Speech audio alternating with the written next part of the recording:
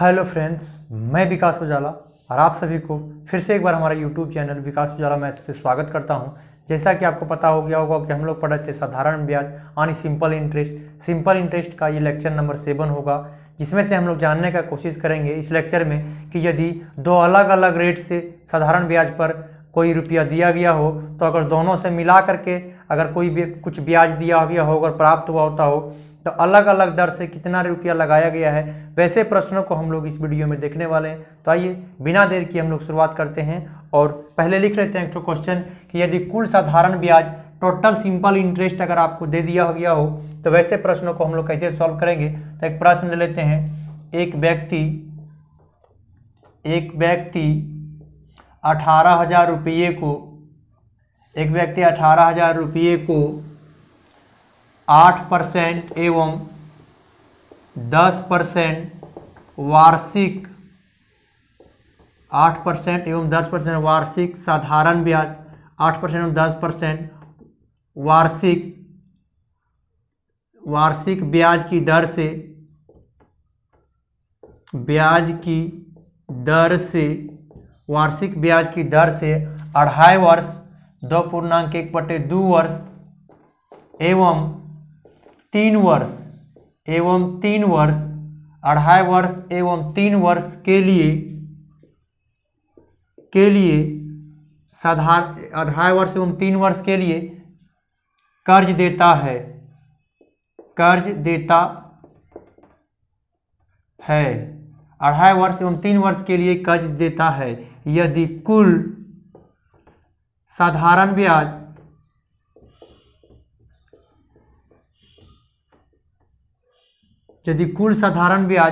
दोनों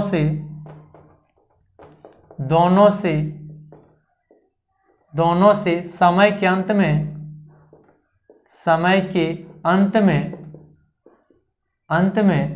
यदि दोनों से मिला करके समय के अंत में 4320 रुपया प्राप्त होता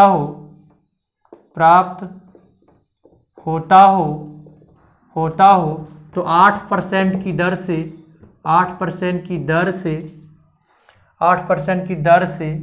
कितना रुपया 8% की दर से कितना रुपया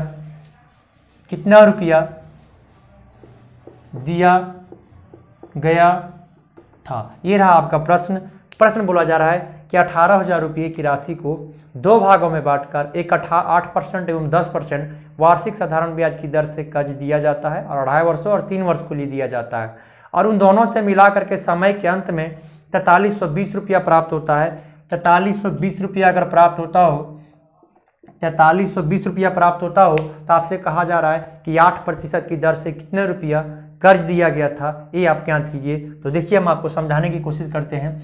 दोनों पर देखिए लगाया हुआ है 8,000 लगाया हुआ है। 4320 रुपया अगर उसको प्राप्त हुआ है तो ये 4320 रुपया केवल 8% से ही नहीं है, केवल 10% से ही नहीं है, ये दोनों को मिला करके प्राप्त हुआ 4320 रुपया। तो अगर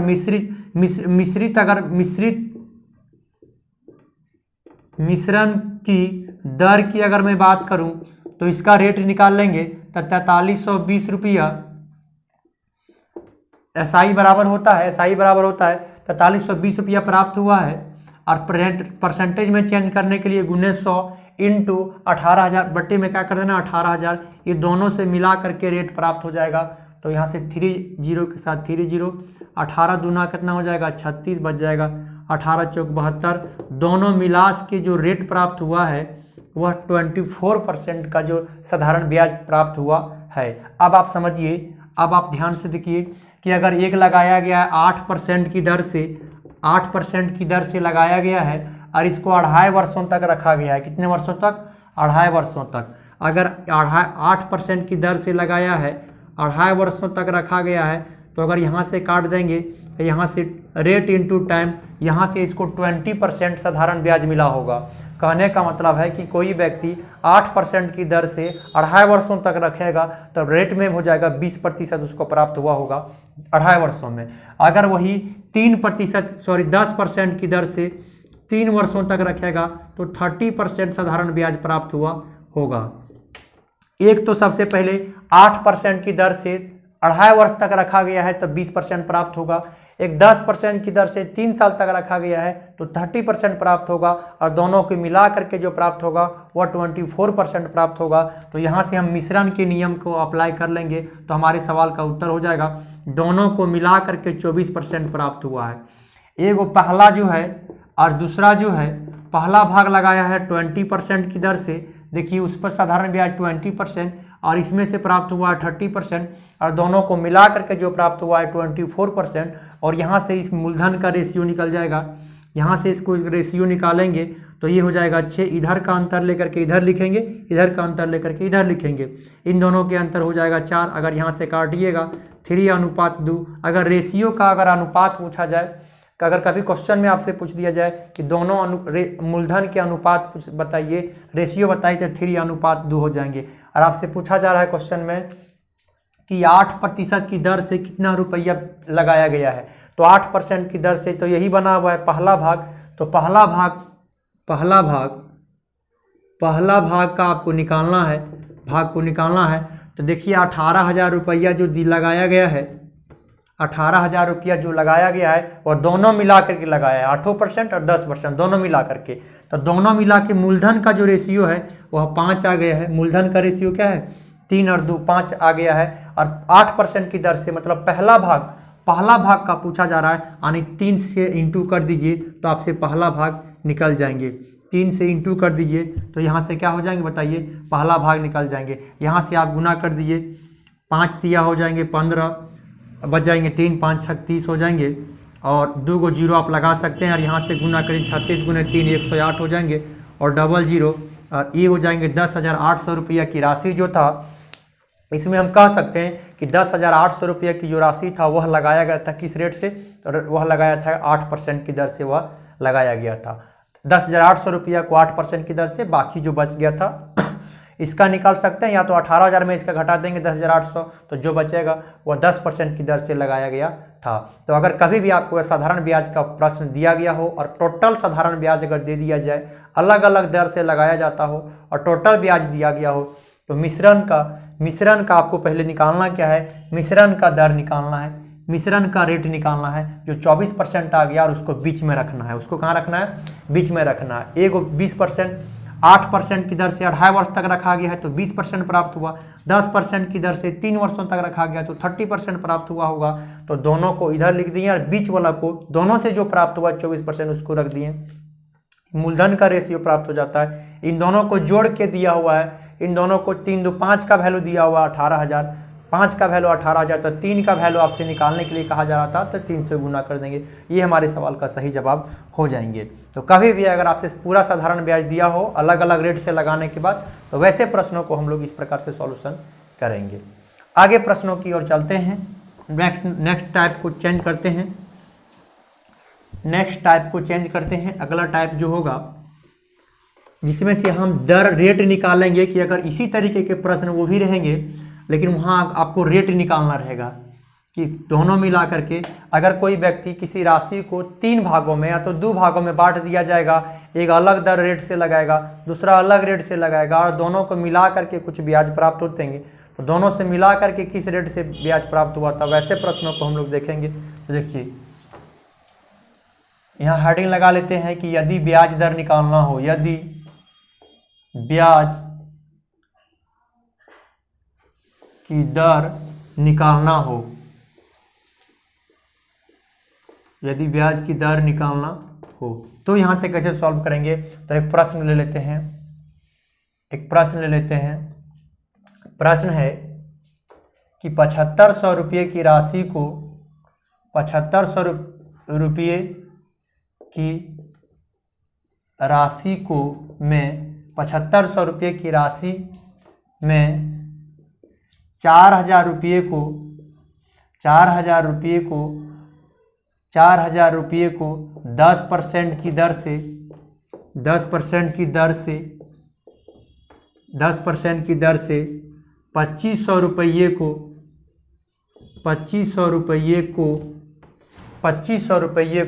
8% की दर से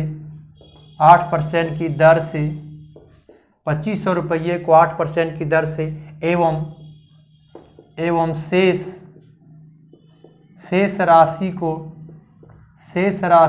12% वार्षिक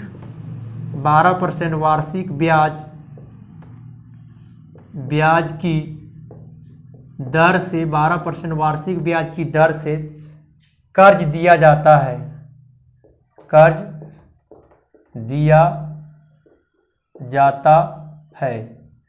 तो बताइए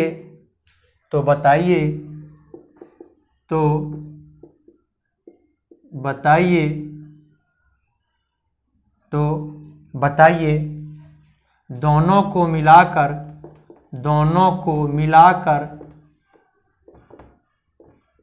किस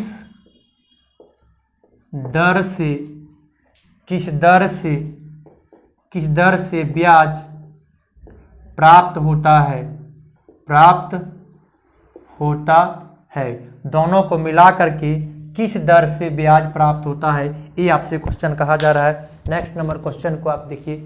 क्वेश्चन कहा जा रहा है, आपसे क्वेश्चन है, कहा जा रहा है कि 7500 रुपये राशि को 4000 और एक 2500 और शेष राशि को 4000 रुपये को 12% की दर से, 4000 रुपये को 10% की दर से, 2500 रुपये को 8% की दर से और जो शेष राशि बच जाता है वह 12% की दर से वार्षिक ब्याज की दर से कर्ज दिया जाता है। तो दोनों को मिला करके उसको किस दर से, सभी राशियों को मिला करके जो उसको ब्याज प्राप्त होगा किस दर से प्राप्त होगा, ये आपसे क्वेश्चन कहे जा रहे हैं। आइए इसको सॉल्व करते हैं। तो सबसे पहले हम लोग क्या करेंगे, इस 4000 जो दिया हुआ है 4000 और एक दिया हुआ है 2500 और यहाँ पर शेष राशि की जो बात कही जा रही है, टोटल तो 75000 है, 7500 है, 7500 में 4000 ये है, 2500 ये है, तो 4000 और 2500 कितना हो जाएंगे, 4 2 6 6500, तो 7500 में 7500 में कितना बच गया, 1000 रुपये की जो राशि बच गया है वही इस रूप में लगाया जाता है। अब हम लोग क्या करेंगे, पहले रेशियो बना लेते हैं, पहले इस मूलधन को रेशियो बना लेते हैं प्रिंसिपल को। तो 2 0 को हटा दीजिए, 5 से काट दीजिए 8 बार में, यहाँ 5 से काटिए 5 बार में, यहाँ 5 से काटिए तो 2 बार में हो जाएगा। अब आप देखिए क्वेश्चन कहा जा रहा है कि 4000 रुपये को 10% की दर से, तो इसको लगाया गया है 10% की दर से। आगे देखिए फिर बोला जा रहा है 2500 को लगाया गया था 8% की दर से, तो यहाँ लिख देंगे 8% की दर से। फिर आपसे कहा जा रहा है शेष जो बचा है, तो शेष क्या बचा है 1000, उसको लगाया गया है 12% की दर से, उसको लगाया गया है 12% की दर से। अब आपसे कहा जा रहा है कि तीनों को मिलाकर किस रेशियो से प्राप्त हुआ है, यानी कहने का मतलब 8 + 5 + 2, 8 5 13, मूलधन क्या है 8 और ये 5 13 और 2 15 जो मूलधन है उस पर किस % की दर से ब्याज प्राप्त हो रहा है, ये आपको निकालने के लिए कहा गया है। तो रेट के साथ देखिए, अगर रेट सभी में है तो सभी में कॉमन लेकर के कट जाएगा, उससे कोई वैल्यू नहीं रह जाएगा। अब यहाँ हो जाएगा 80, यहाँ पर हो जाएगा 40 और यहाँ पर हो जाएगा 24, अगर यहाँ पर लिखिए 15x हो जाएगा। अब 80 और 40 हो जाएगा 120 और 24 144 हो जाएंगे, बराबर यहाँ कितना 15x। अगर x बराबर में बात करूं, अगर x बराबर बात करूं तो ये 144 बटे कितना आ जाएंगे 15। अगर यहाँ से इसको काटिएगा, अगर यहाँ से आप इसको काटिएगा 3 से, तो यहाँ अगर आप 3 से हटा देते हैं तो 3 चौक 12 हो जाएगा 2, 3 8 24 और यहाँ बच जाएगा 3 5 15। आपको पिछला क्लास में बताया था कि अभी भी अगर 5 से भाग लगा के निकालना हो, 5 से अगर भाग लगाना हो तो 5 से भाग लगाने के लिए आप डबल कर दीजिए, 96 और एक अंक के बाद दशमलव लगा दिए, यानी 9.6% की दर से उसको दोनों मिला करके 9.6% की दर से उसको ब्याज प्राप्त हुआ होगा। ये रहा आपके ये प्रश्न। तो इन 2 टाइप से प्रश्न, और अगला जो लेक्चर लेके आएंगे वह साधारण ब्याज का एकदम अंतिम वीडियो होगा, उसमें हम लोग देखेंगे। तो हम लोग पहले इस लेक्चर में एकदम जिसका बेसिक ठीक नहीं है, आप शुरुआत वीडियो से शुरुआत करें तो पूरे बेसिक आपका साधारण ब्याज का कंप्लीट हो जाएगा। बिल्कुल 0 लेवल से पढ़ाना शुरू किए हैं, और फिर हम लोग अगले क्लास से शुरुआत करेंगे, यानी कल के बाद अगले क्लास से शुरुआत करेंगे। कौन सा क्लास, तो कंपाउंड इंटरेस्ट। फिर इसी प्रकार से केवल कंपाउंड इंटरेस्ट यानी चक्रवृद्धि ब्याज से जितना क्वेश्चन बनेगा हमको एक अलग से लेक्चर बनाएंगे, और फिर दोनों से साधारण ब्याज और चक्रवृद्धि ब्याज से मिक्स होकर के किस टाइप से प्रश्न बनता है, वो फिर एक दो लेक्चर 3 लेक्चर जो भी होगा उसमें कंप्लीट करेंगे। तो ऑल ओवर हम लोगों का ये साधारण ब्याज और कंपाउंड इंटरेस्ट दोनों मिक्स होकर के क्वेश्चन पूछा जाता है, सभी टाइप्स के हम लोग क्लियर हो जाते हैं। उम्मीद करते हैं कि ये वीडियो आपको अच्छा लगा होगा। अगर वीडियो आपको अच्छा लगा होगा तो अपने दोस्तों के साथ शेयर और कमेंट जरूर कीजिएगा। Okay, thank you.